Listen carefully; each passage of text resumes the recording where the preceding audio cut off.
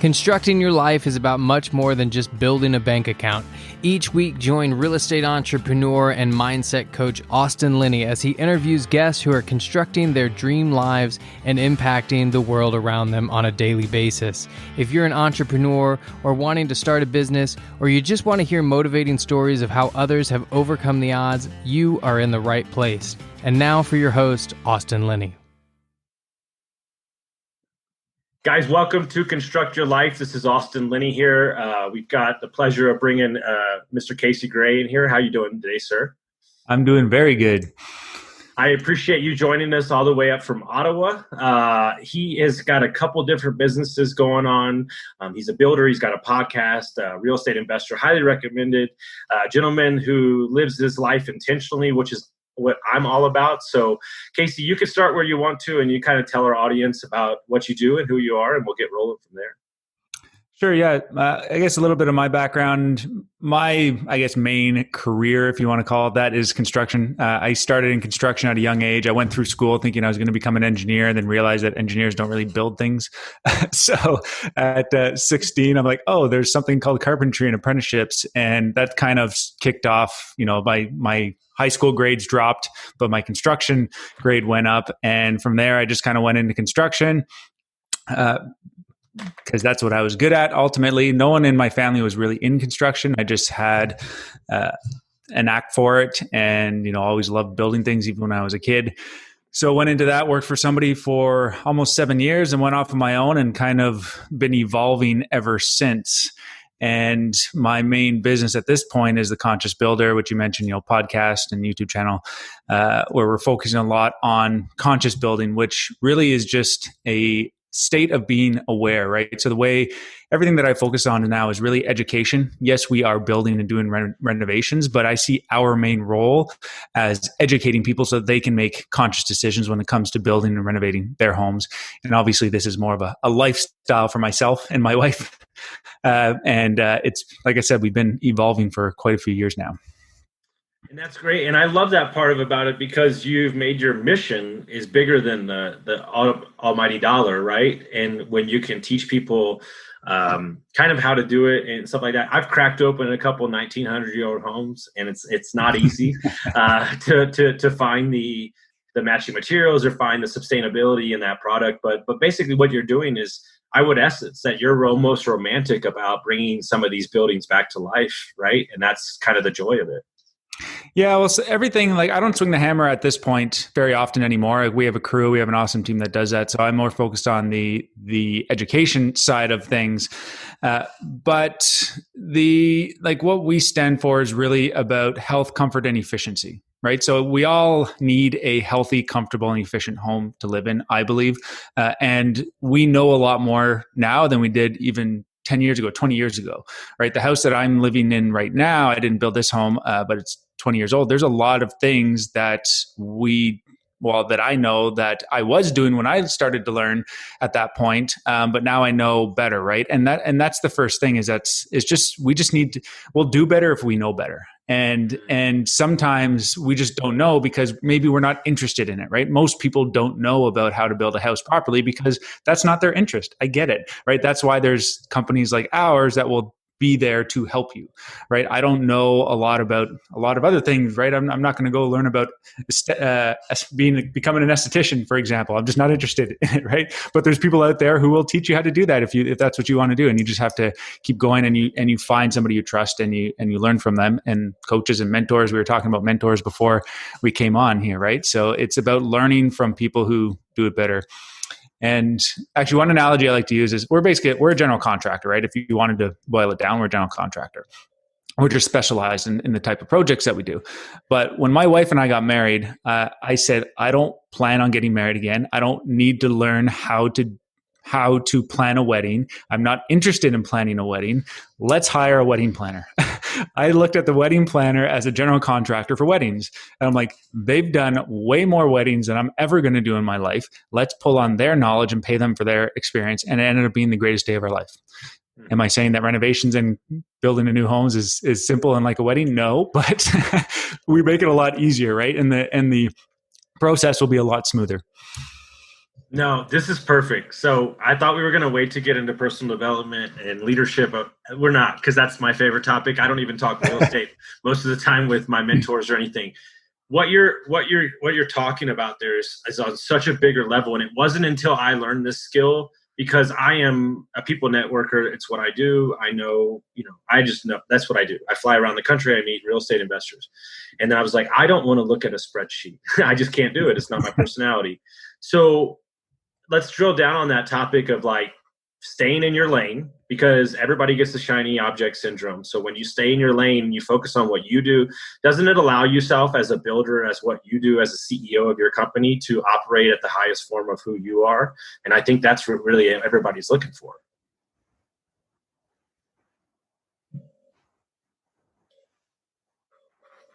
Yeah, so you're breaking up a little bit there, but from what I understand, you're talking about essentially focusing on what you're good at and finding somebody else to do the rest. Yes, sir. Is that the gist of it? Yeah, exactly. Okay, so yeah, no, I'm a firm believer in that, and that's the thing, right? It's easy to say, hard to do, right? Especially when money is involved, right? Like as when I started my business over 10 years ago now, you have to do everything, right? That's the only way to get things off the ground, unless you have a ton of money that you've already made somewhere else that you're going to use to invest in your company, as opposed to maybe bootstrapping it, like what most companies do, especially in construction. Right. So most contractors who go out on their own are just really good at what they do. And they say, oh, I can do better than, I can make more money, or I can do a better job than where I'm working right now. So they go off and they start their own business, but then they realize that there's a heck of a lot more to it than just swinging a hammer. Right. There's a whole other world out there that they did not know about, which to some extent I knew about. I was not know the intricacies of it. And I kind of just threw myself into it, but I always knew that I wanted to own my own business. I wanted to kind of be in control. I didn't know why at the time, but I knew that that's the direction I was going, probably because I watched my mom grow her own business when I was younger with my stepdad. And yes, they worked a lot of hours, but they had their freedom to do whatever they wanted. Right. So, to some extent, right. Sometimes we start these businesses and they just end up being prisons. But, if you learn from your mistakes and you stay focused on your purpose, you get beyond those tough times. And eventually, like most people who are successful, everybody's an overnight success, 20 years in the making sort of thing. Right. So, it doesn't happen overnight, and you need to stay focused. And as you grow, then you can start filling in the gaps, right? If you're good, like even after 10 years, we are finally looking for somebody to fill that sales position. Like I've been doing that position, partly because I feel like I've had to do it, right? Because just being who I am and the types of projects that we're doing. But now what's allowed us to now start looking for that is that we have better systems in place for the business, which I have somebody help me create, which is my brother, Chad, right? So he's been helping us with an engineering background. He's a systems and processes guy. So he's been helping us put these systems and processes in place. And him and I have been troubleshooting and figuring out what works, what doesn't work. And then now we're at a point where, okay, we can actually have somebody fill his position because they don't have to do everything that I was doing before, because we've kind of divided that, right, amongst other people. But it's been a long time in the making. No, I love it. I feel like this is almost my therapy session a little bit too, because I've had a lot of failures in business, but I think every time that you learn, you're moving forward. And that's what's great is like, you're telling me like, it's been 10 years and we're still, we're still figuring it out. We're still putting it together. And that gives me hope, because isn't it the truth that, let's say you get 15 years in and you're like, oh my God, your company's amazing. Like you must have done it in 6 months. And you're like, no, it's been 15 years. And so I think you get in things and you think it's one way, but the systems are really what sets you up in order to leverage yourself out. And that's what we were talking about before we got on, is kind of so you and your wife could do a little traveling. Why don't you talk about what Casey looked like now, and then what you looked in the first 2 years, kind of like if you had to compare, like if you could go back and tell the second year version of yourself into your company, what would you tell that gentleman? I have to think back. I don't, that's the thing. So, like, I don't know if I'd give myself advice because I think part of like, there's all sorts of advice out there, right? There's no shortage. Like this podcast, this is advice, but I think I wouldn't change anything that I did, although I wouldn't wish some of the things that I had to go through upon anybody. I wouldn't change anything either because it's made me who I am today, right? So I don't regret anything. I don't wish I didn't experience something. I don't, like I said, I don't wish it on other people necessarily. Like I was in a lawsuit for 4 years, which was not fun. And it was all like we were building a house at the same time, going through a lawsuit, just had a baby. All of this stuff was happening at the same time. I didn't have the right systems and processes in place, right? And I look back on it and I'm like, well, freak, how did I get through that, right? Now we're smarter, we're better, we avoid certain situations. We learned from that, right? But if I didn't go through that, everything I deal with today would probably seem like a bigger deal. Now I've went through all that stuff. I'm like, oh, everything else is a piece of cake, right? So I don't know if I would necessarily give myself different advice. I guess I can, if you want me to paint a picture of who, like back then, like I said, the word is evolved. Like I've just evolved as we've learned through that, right? So when I started, and even 2 years in, I was still swinging the hammer, right? So when I start the business, I hire on a couple friends because what else do you do when you're in your early 20s and you need help, right? You just say, hey, who can help me? I'll pay you. And you're kind of doing everything. You're doing the sales, you're doing the work on site, you're managing the subcontractors, you're doing all that. And then eventually we got busier. I was doing more and more office work. And then eventually I put on quite a bit of weight because I wasn't swinging the hammer as much, didn't change my eating habits. But then where everything really started to change for us was probably around that 2-year mark, actually, as my wife and I went to a Tony Robbins event. And that completely changed our lives because it changed our thinking. And from there, we were more committed to personal development. And the best investment anybody can make, and you know this at this point, is in yourself, right? I've spent thousands of dollars on personal development and training courses and way more than I would have spent if I went to university, let's put it that way. Because I didn't go to university. I went the apprenticeship route, right? And became a licensed carpenter.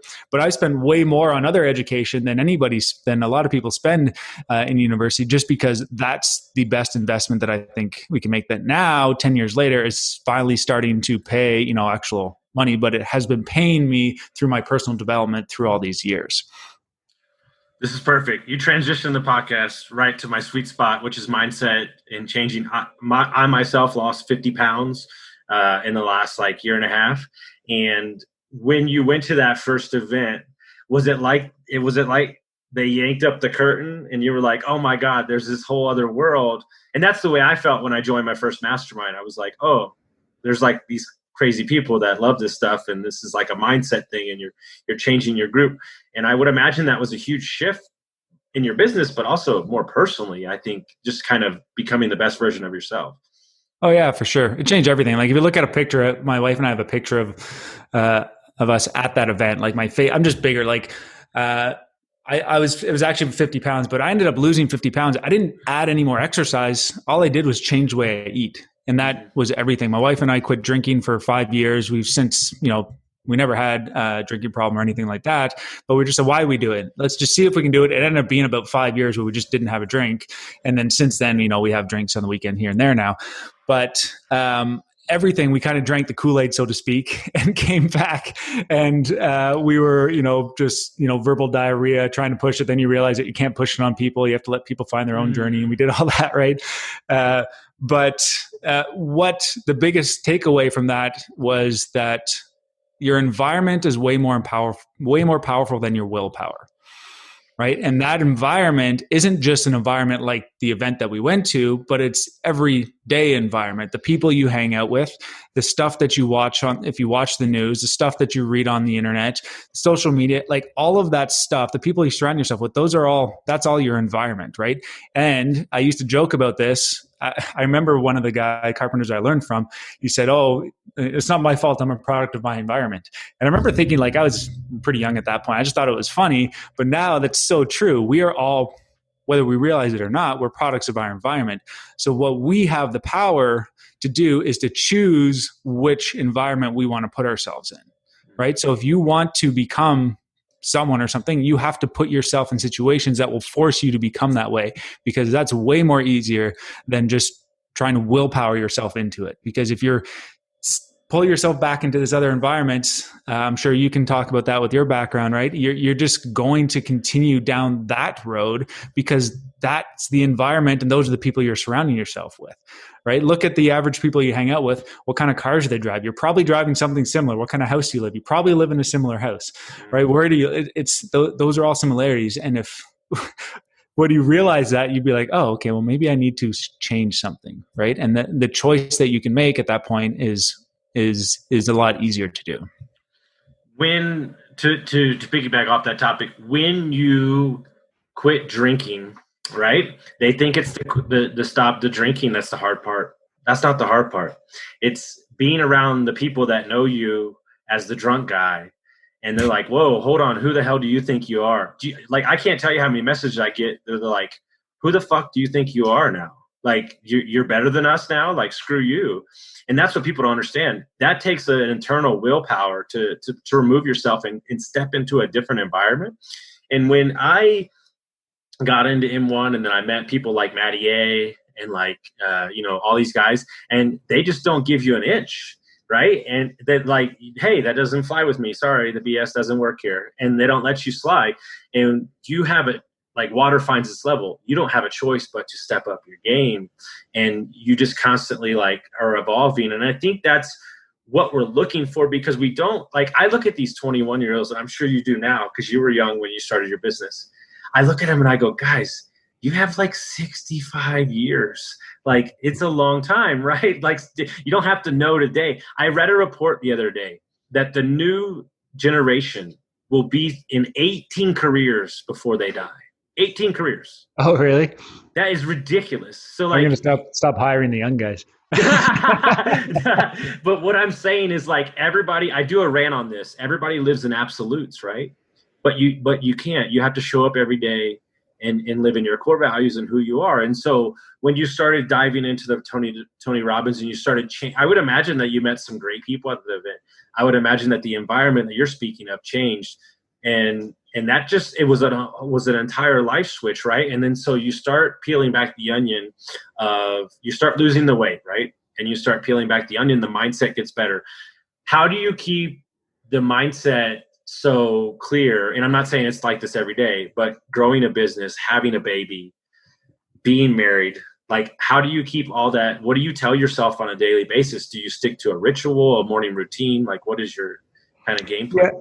Well, I try to create those habits that are beneficial, right? You mentioned that before you hit record, I think, where, I think somebody had told you we all have 5 main habits, right? So be conscious of those habits. But I've kind of, like, my routine changed a little bit, but for the most part, there's been a lot of things that continue to support me along the way. But number one is by far my wife, right? I always say behind every great man is a greater woman. I firmly believe in that. My wife and I have been together, I was 19, so 15, going on 16 years at this point. I was 19 when we met, and we've kind of been, we've been through our ups and downs as a relationship too, right? But I know that, and she knows too, that we're a team. We're working together.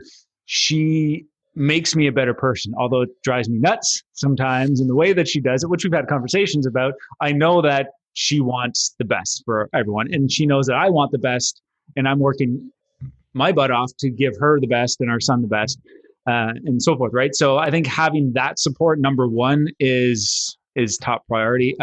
Doing it without, like, I've heard of people, I've seen people, met people who weren't in healthy relationships. I can't imagine just having that added stress on top of everything else that's happening, or that happens when you're trying to grow a business and so forth, right?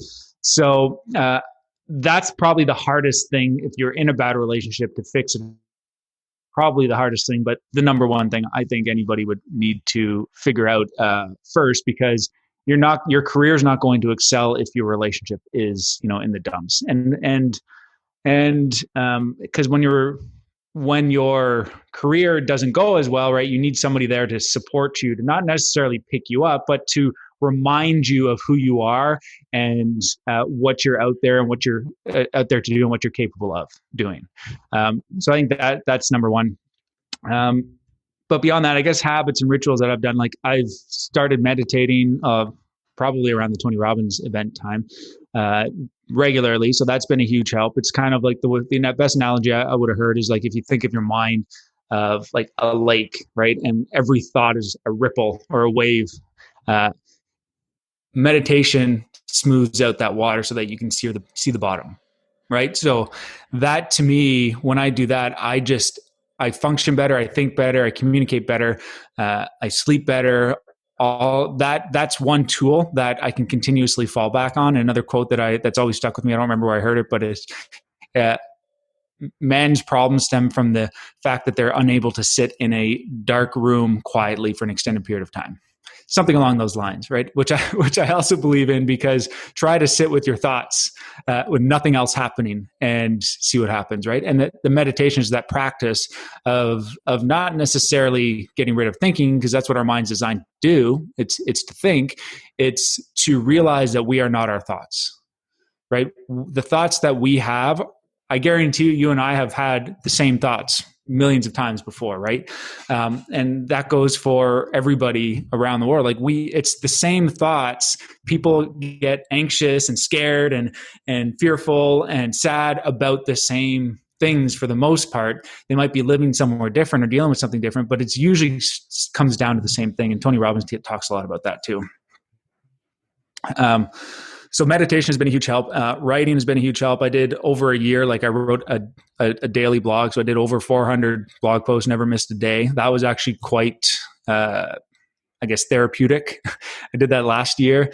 I basically started January, I think 2018, and I went through till February 2019 to 2020. And that was actually really helpful, right? So just writing a journal. And these aren't things, so they kind of come and go, right? Those types of things. And then obviously being a part of M1. So I'm really conscious of the people that I have in my circle and the people that I'm kind of bad at like staying in touch with people, but I kind of force myself and I get myself into these groups where, I'm forced to. I was on a pod call this morning, right? So I'm keeping those lines of communication up. But all the greatest things that have happened in my career, in my life, typically have not come because they were planned. It's because I was just out there making things happen, taking action, meeting people, and then the opportunities came up. That is the truest statement in the world. And that's the truth. I mean,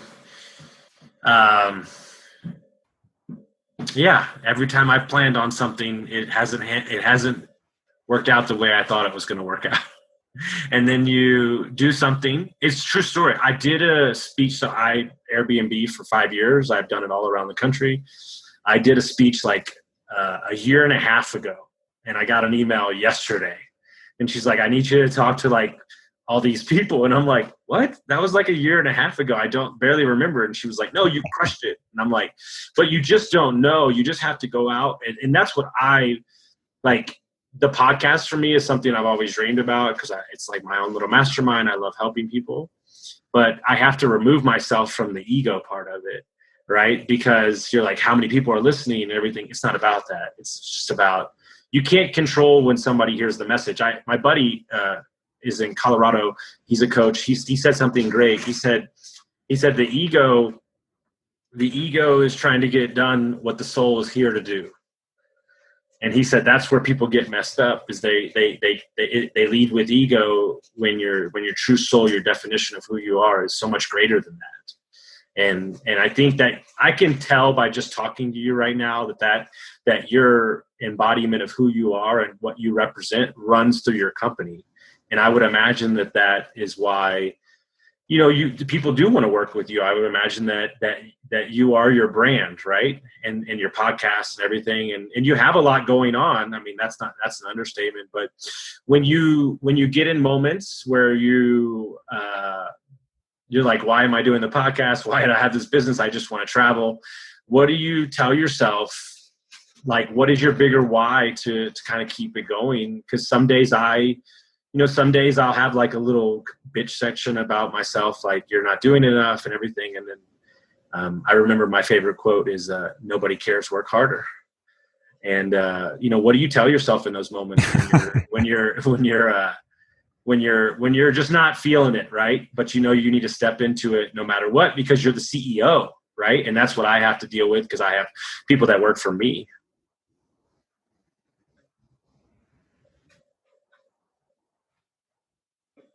Mm-hmm. I don't think it's so much about what do I tell myself, but what do I self? Right. So meaning that usually when you're down or you're starting to feel stressed or overwhelmed or whatever it is, it's your mind that's then telling you that you're not doing enough or they're not doing you did this wrong, you did that wrong, or whatever it may be. It's usually not that I need to tell myself something, it's that I need to stop telling myself something. And that's where the meditation would come in, right? I need to clear my mind, get those thoughts out, and then reconnect with what I ultimately know is my purpose and why I've started this, right? And as cheesy as it is, it's never about the destination, right? You know, you've heard that it's not the destination, it's the journey. It's like this is the cheesiest thing ever. You've heard it a million times, but if you really think about it, it's true, right? There never is a destination because once, especially for people who are out there and go-getters and they want to accomplish and do things, is that you're never done. You're just always moving towards the next target, and it's about who we become along the way. And in those moments when I do get stressed out or I'm thinking about something that really shouldn't be bothering me, I guess one of the things I do remind myself of, which usually only comes after I quiet my mind, is that, hey, I'm human. I am just another human being having a human experience, and I'm stressed out. Maybe I ate some crappy food and now it's bothering me, or maybe it's like you were saying, it's 115 degrees outside and that's bothering me. It's just always learning about what works and what doesn't work, and it's different for everybody. So what works for me isn't going to work for you, and vice versa. One thing that's helped me recently is I started to learn some about the Vedic lifestyles. So understanding like doshas and that sort of stuff. And there's 3 doshas. And one of them, the pitta, which I am, is the fire, right? And they don't like heat, right? You shouldn't be eating like spicy food.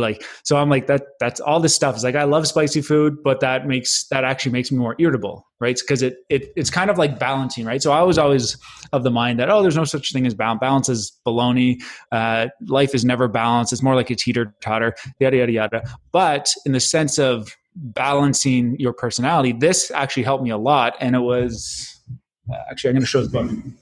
Dude, you're tapping me into a whole new world I didn't know about. So check out this book. I can send you one, actually. Yeah. We got a bunch here. So The Business Casual Yogi by Vish. I had him on our podcast and our live. That he is just such a great teacher because he kind of simplifies everything and he tells good stories, and his background is business. And then he found this stuff as well. And now he's helping other people because he has that, like he was a go-getter, made people cry in the office. Like he was hardcore type A personality, like business personality, right? And realized that, okay, it's not working. And so reading this I'm like, okay, there's once again, it's just more tools in the toolbox, right? It just helped me understand myself more, but reminds me that, hey, I don't have it all figured out yet. I probably will never have it figured out. And it's just always going to be learning and growing, right? I'm not perfect. Even in my business, our core values are fun, mastery, and honor. And fun meaning like not everything is fun, but fun can be brought into everything. Honor is just honor yourself, honor the people you work with, honor the environment. Another word would be a respect. And then mastery to me is kind of more what life is about, because it's not about perfection. Tony Robbins has said this too, right? It's, perfection is the lowest standard you can set for yourself because it's not possible. But for myself, it's more about mastery. I never expect my team to be perfect. I expect mistakes to happen. I just don't want the same mistakes to happen again, right? So if you make a mistake, okay, great, I'm fine with that. Just don't do it again. Just learn from it and move on, right? And continue moving forward. And I think that's what life is about, right? I don't regret anything that I've done in the past. And I know I'm going to make more mistakes in the future, but I'm going to continue to learn and I'm just going to continue growing and evolving. No, man. I'm so excited to read that book because I'm a fire sign too. So, and I love spicy food. So this might be an issue because I get irritable. So this is great. Uh, but I'm tapping into more of the spiritual side over the last 4 months, and it's really been an interesting journey because you realize how much your subconscious and your conscious is playing against you at all times. Because you're 100% right. It's all in the mind. I mean, when you can tap into the parts of you and keep a steady.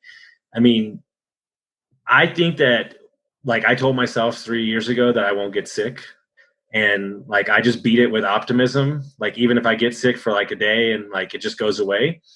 But I switched back to vegetarian like 2 weeks ago because I just loved it so much the way I felt, and I don't think people pay attention to the things they're putting in their body, meaning, like you said, the environment, the food, the talk, right? And so, like 4 months ago, I turned off the news. Like, it's not worth it.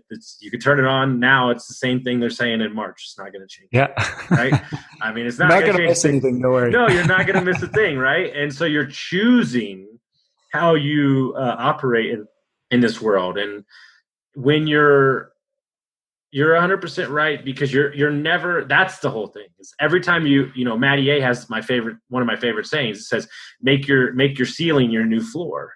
Like, you're never going to get to where you're going because there's always going to be somewhere else to get, right? And all the time. And so as you dive deeper and as you grow as a business owner and you're moving forward and I find that I'm talking to you, I see you light up when it comes to, like, the business is a vehicle and you love it. It's your baby. But I find that I can tell that you get a lot of joy in this other stuff, and that's just growing as a person. Is, in your opinion, and that's all it is do you view that by digging into personal development, what you eat, working out and everything, is that truly where, if you were somebody looking to get started, right, they're trying to change their life, is that where you would drill down on and kind of hone there to be the best CEO or employee that you want to be, and that's going to permeate in the rest of your life? Yeah. So I think the number one thing you need to do is to realize that you're number one, meaning that if you don't take care of yourself, you're not going to be able to take care of other people. Right. I'm writing about this actually in a book that I'm doing with Kevin Harrington, one of the sharks from the Shark Tank. And I wrote a chapter on that, and realizing that if you don't take care of yourself, your health, your mental state, whatever it may be, everything else is going to follow that. Business, like life, is 80% psychology and 20% mechanics. You can learn how to work a spreadsheet. You can learn how to do your financials. You can learn how to swing a hammer. You can learn how to design a website. You can learn all the mechanical stuff. But if your psychology is not there and a pandemic hits, you're in big trouble. When the pandemic hit for me, I was actually I'm getting goosebumps because I was in a really good state. Those first 3 months were probably some of the greatest 3 months of my life, because what it allowed me to do was focus on the business, right? I was able to work on the business instead of in the business, because, like, I had a few businesses on the go. They all basically went to zero for revenue, but we were able to get through that. And, like, things are skyrocketing now, especially on the construction side. But it was some of the best times of my life, because I was able to focus on things that I wanted to work on, that with the growth stuff, the creative stuff. And I was, part of me, although I don't wish, bad things to happen to anybody, obviously, but part of me was waiting for something like this so that I could take advantage of the opportunities that would inevitably come from this situation. Right. So some of the greatest businesses are made during times like this, right? Because if you can thrive and survive in a time like this, when things are good, you're going to be flying, right? But you always have to remember that it's going to happen again, right? Nobody could have predicted the pandemic, but we know that something is going to happen, right? It always does. It's a roller coaster. There's always an up and there's always a down, and it just continues to go. So you just have to continue to prepare yourself, take advantage of the season that you're in, and learn from it and grow, and just prepare yourself for the next season ultimately. So by working on yourself, and I think I love business a lot because business has forced me to become a better person, right? It's forced me to work on myself because I've realized that if I didn't work on myself, my business was going to fail. And if my business fails, then I'm not only letting myself down and my family down, but I'm also letting down all the people that were relying on me. Subcontractors, employees, homeowners, whoever, everybody who was relying on that business is now being let down. So that is pressure that I guess thrive on to some extent, because that's how I've kind of set myself up. If I put things in place where it forces me to step up, well, then I have to, because I know that I'm not going to step down.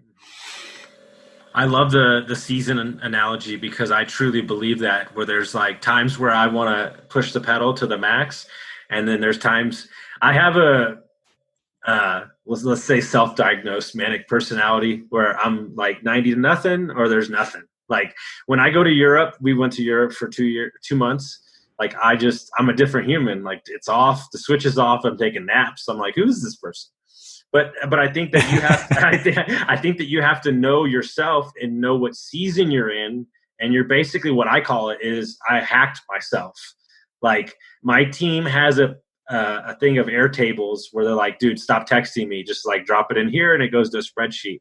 But like I have to be self-aware enough to know that I need that, right? And I think self-awareness is everything, and you play to your strengths. You know, you can look at it any way you want. You can work on your weaknesses or play to your strengths. I choose to play to my strengths and just keep pushing forward. And that's why, like, I try to learn multifamily, and I know enough to be dangerous, but like, I'm not going to pour over spreadsheets. Like, that's what Phil Crapern's for. You know, I don't need to do all that stuff, you know, but I think that's very important to somebody, is that don't sit and dwell in the negative of who you're not, but push forward who you are. And I think that you've highlighted that in your businesses and who you are, and it comes across on the table. And I would imagine that was a big, like, you have moments of like self-reflection that are deep, that to get you there, right? Oh, for sure. Right. And I think that's a good point of working on strengths too, is that if you work on your weaknesses, you're just going to have stronger weaknesses. So what's the point? Right. So you might as well work on your strengths and find somebody else that has your weaknesses as strengths. And that's in a partner, meaning for life, and that's in a girlfriend, boyfriend, husband, that's in a business partner and everything. And it wasn't until I surrounded myself with the right people around me that I was able to soar. And that's so important. And, you know, do you have a business partner in the business, or are you the CEO?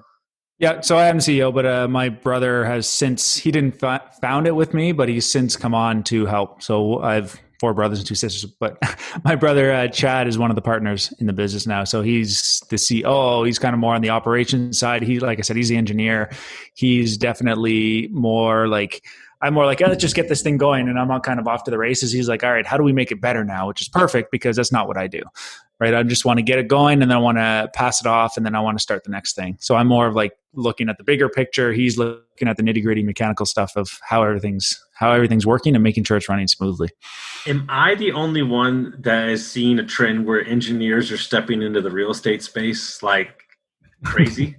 I mean, I feel like it's just engineer city, like all of a sudden. In real estate, investing in business and multifamily and stuff like that. So when you're not running the company, doing the podcast, being a dad, all that stuff, what do y'all like to do for fun?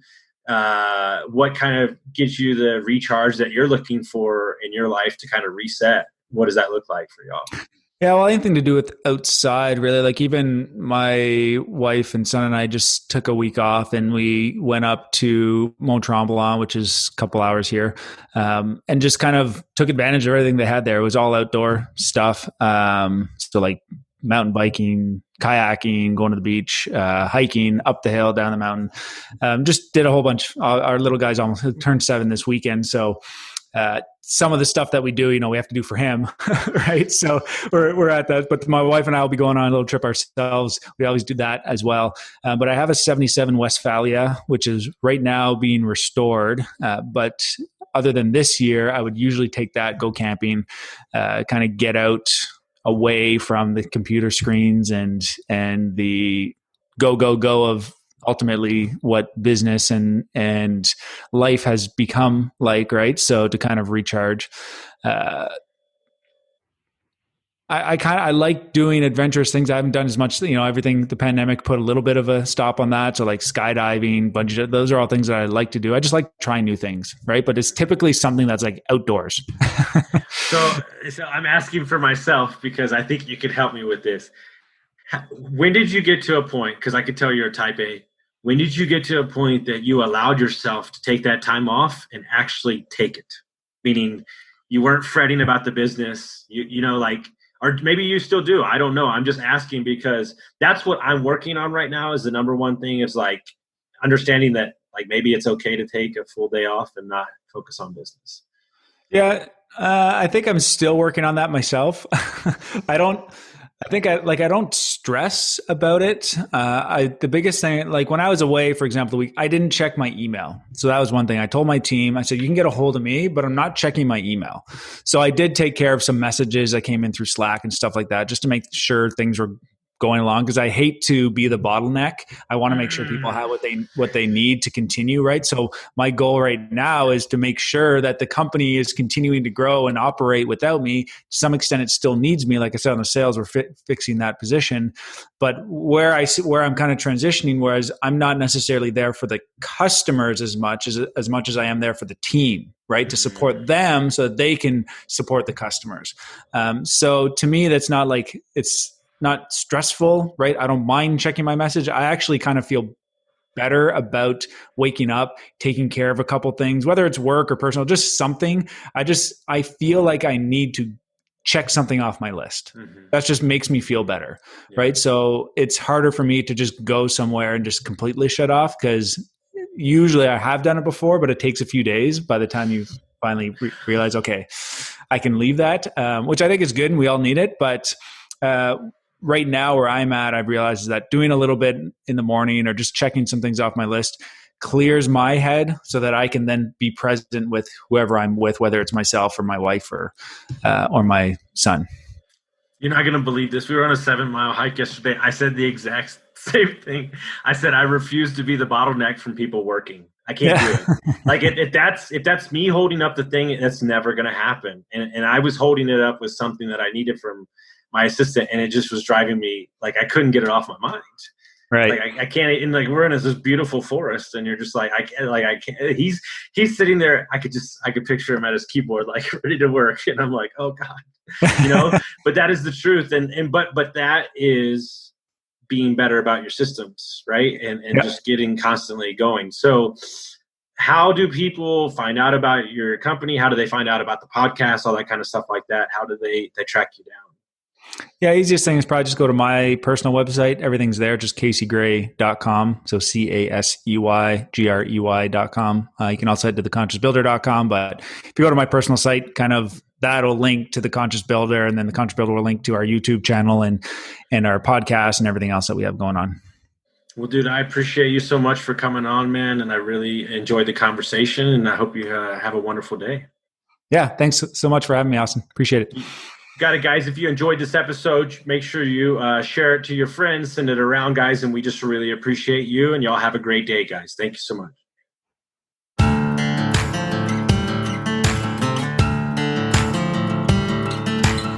Thank you for listening to Construct Your Life with Austin Linney. If you enjoyed this episode, be sure to rate, review, subscribe, and pay it forward by sharing with a friend. Most importantly, take this opportunity to start constructing your life by taking immediate action on what you learned. For show notes, resources, and more information on one-on-one coaching with Austin, visit constructyourlifepodcast.com.